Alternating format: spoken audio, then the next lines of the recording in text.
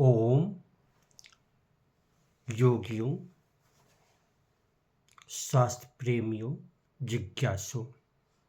आज हम पातंजलि सूत्र के 7वें पायदान की ओर चलेंगे। समाधिपाद के 7वें सूत्र में क्या है? प्रमाण किसे कहते हैं? मतलब इंग्लिश में इसके करीब करीब जो शब्द है प्रूफ शब्द आता है, जबकि दोनों में काफी अंतर होता है।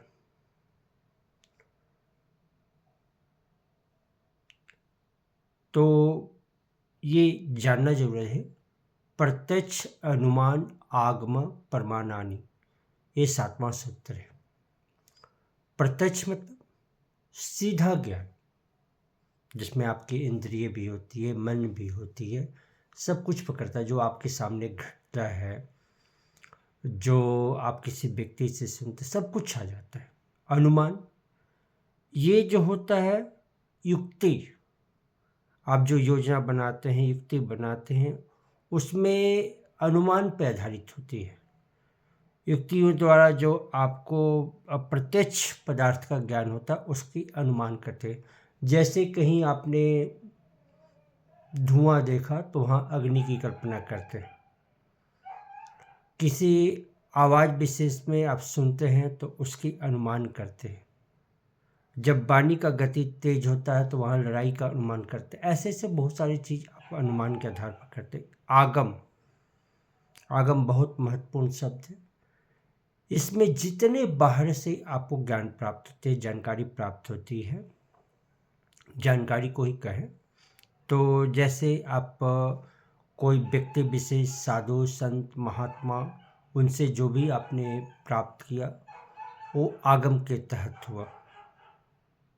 जैसे अभी आगम में आप स्वामी प्रेमानंद जी की बात सुन सकते हैं, इसी तरह से विवेकानंद की बात सुनते हैं, ये सब आगम के तहत आएंगे। उसी तरह वेद उपनिषद की सारी बातें, महाभारत की बातें, जो पवित्र ग्रंथ है हमारे, उसकी तरफ से जो भी ज्ञान प्राप्त करेगा वो सब आगम के तहत आएगा और प्रमाणी इनका प्रमाण माना जाता है। तो जो इन्फॉर्मेशन जो होते हैं, योग इससे थोड़ी गहरी बात करता है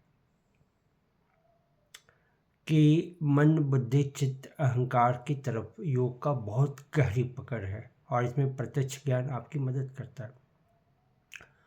आँख, नाक, कान, त्वचा,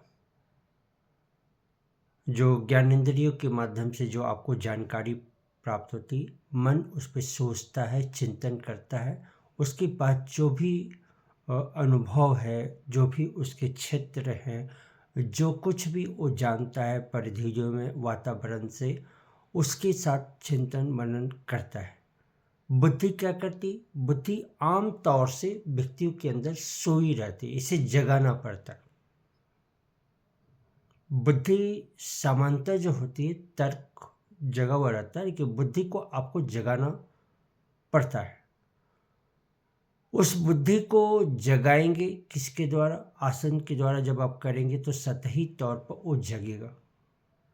विवेक के साथ चलेंगे, जब उसके साथ प्राणायाम जोड़ते हैं तो उसकी बुद्धि की परिष्कृत अवस्था होती है और उसी तरह से आप प्रत्याहार करते हैं तो बुद्धि और जाके परिपक्व अवस्था में होती है।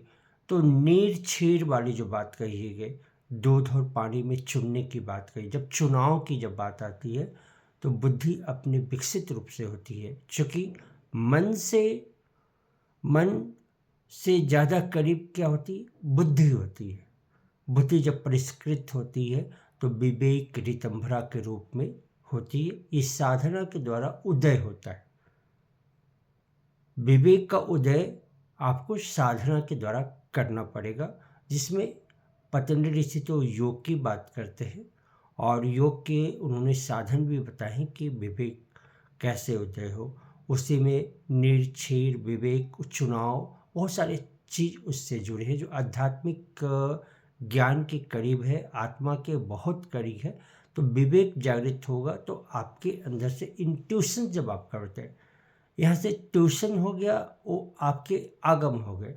और निगम जो हो गया उसके तहत विवेक, ऋतंभरा, प्रज्ञा, ये सब सारी बातें आती हैं। तो प्रत्यक्ष ज्ञान वाला सूत्र जो है आपकी बहुत काम आएगा। केवल आप जानकारियों के आधार पर, केवल मन की सोची हुई प्रवृत्तियों के आधार पर ही तुरंत निर्णय नहीं ले। यही पतंजलि ऋषि का सहारा है और उन्होंने बहुत गहरे से बताया हुआ है कि समाधि सिद्धि, आप ऐसे समझिए कि किसी कोई व्यक्ति सिद्ध होता है तो उसके ऊपर गहरी चिंतन करती है।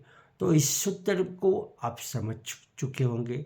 व्यवहारिक रूप से समझाने का प्रयास किया है कि पतंजलि ऋषि कितनी गहराई से आपके मनोविज्ञान का अध्ययन करते हैं कि जो है प्रमाण क्या है, प्रूफ क्या है। तो उन्होंने प्रूफ के ऊपर ये चीज़ बताई और आगे की कड़ी में हम लोग बढ़ेंगे। ओम हरिओम, हरिओम तत्सत।